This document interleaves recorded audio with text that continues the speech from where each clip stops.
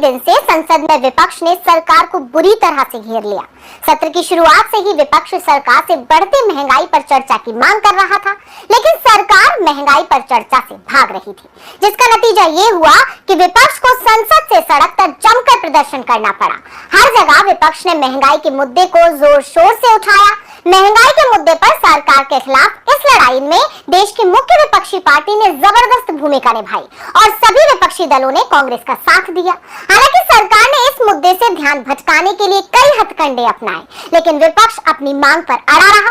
नतीजा ये हुआ कि संसद का काम बाधित हुआ और विपक्ष और सरकार की इस तनातनी में करीब 2 हफ्ते बीत गए, लेकिन संसद में ना के बराबर ही काम हुआ। ऐसे में समय निकलता देख विपक्ष के तल्ख तेवरों के आगे सरकार को अपने हथियार डालने ही पड़े और सरकार महंगाई पर चर्चा के लिए राजी हो गई। जिसके बाद जो आंकड़े सामने आए उसने बता दिया कि आखिर सरकार क्यों इस मुद्दे पर चर्चा से भाग रही थी, कैसे इस मुद्दे पर विफल हुई है मोदी सरकार, कैसे महंगाई ने आम जनता की जेब पर डांका मारा है और इस बात से वाकिफ सरकार फिर भी आंख पर पट्टी बांधे क्यों बैठी है। तो आइए जानते हैं कि कैसे संसद में घिर गई बीजेपी। देश में बढ़ती महंगाई ने जनता की कमर तोड़ दी है, लेकिन सरकार को महंगाई नजर नहीं आती। महंगाई पर काबू पाने के लिए आरबीआई लगातार ब्याज दरों में बढ़ोतरी कर रहा है, लेकिन फिर भी सरकार संतुष्टि करे बैठी है और सरकार का कहना है कि कहां है महंगाई। महंगाई दर तो 7% के आसपास बनी हुई है, पहले तो दोहरे अंकों में रहती थी, जबकि आरबीआई का दावा है कि आदर्श परिस्थिति में महंगाई दर 5% से नीचे रहना चाहिए। इसके ऊपर महंगाई दर जाती है तो जनता की परेशानी बढ़ाती है। लेकिन संसद में वित्त मंत्री निर्मला सीतारमण अपनी सरकार की बड़ी उपलब्धि बताते हुए कह रही हैं कि इस समय 7% महंगाई दर है। दरअसल सारे पैंतरे अपनाने के बाद जब सरकार विपक्ष की आवाज नहीं दबा सकी तो सरकार को मजबूरन महंगाई पर चर्चा करने के लिए राजी होना पड़ा, जिसके बाद वित्त मंत्री निर्मला सीतारमण ने लोकसभा में आंकड़े पेश किए, जिससे साफ हो गया कि सरकार को भी देश में महंगाई दिख तो रही है, लेकिन सरकार ने आंखों पर पट्टी बांध ली है। बता दें कि वित्त मंत्री निर्मला सीतारमण ने कहा कि हमने मुद्रास्फीति की दर 7% से कम रखा है। फिलहाल खुदरा महंगाई 7% पर है। यानी निर्मला सीतारमण ने यह बात मान ली कि अभी देश में महंगाई है और यह आंकड़ा आरबीआई के उस स्केल से भी काफी ऊपर है और आरबीआई भी अपनी कई रिपोर्ट में बढ़ती महंगाई का जिक्र कर चुका है। इतना ही नहीं, मौद्रिक नीति समिति यानी एमपीसी ने अपनी अप्रैल और जून की बैठकों में 2022-23 के लिए मुद्रास्फीति दर में बदलाव कर उसे 6.7% कर दिया है। मई में थोक महंगाई दर 15.88% रही थी, वहीं अप्रैल के महीने में यह 15.08% थी।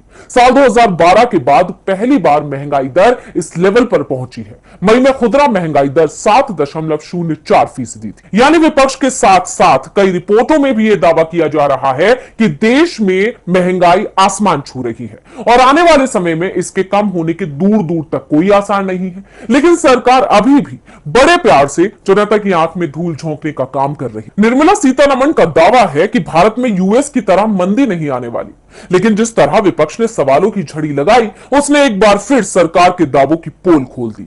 राहुल गांधी ने ट्वीट कर कहा, अमृतकाल के जश्न में मगन भाजपा सरकार ने सदन में कह दिया कि देश में महंगाई है ही नहीं।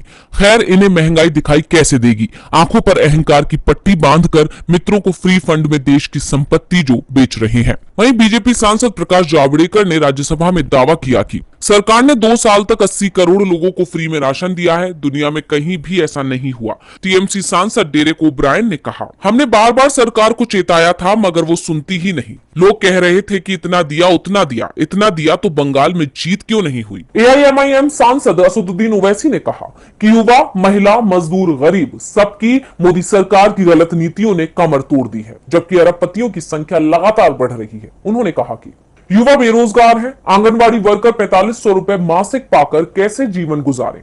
महिलाएं महंगाई से परेशान हैं, मजदूर और गरीब भूखे पेट सो रहा है। दूसरी तरफ देश में 215 अरबपति पैदा हो गए हैं। केंद्र सरकार ने 15 राज्यों को 4700 करोड़ का बकाया नहीं दिया। स्कूल जाते मासूम बच्चे प्रधानमंत्री से पूछ रहे हैं कि पेन और पेंसिल पर जीएसटी लगा दी। एनसीपी सांसद सुप्रिया सुले ने भी बीजेपी की कद्दावर नेता को याद किया। उन्होंने कहा कि सुषमा जी कहा करती थी कि आम आदमी को आंकड़ों की भाषा समझ नहीं आती है, वो समझते हैं तो सिर्फ ये कि उनकी जेब से कितना पैसा निकल रहा है। कांग्रेस के सांसद मनीष तिवारी ने कहा कि पिछले 14 महीनों से महंगाई दर डबल डिजिट में है। शमशान घाट के निर्माण पर भी 18% जीएसटी लगाने की जरूरत पड़ गई।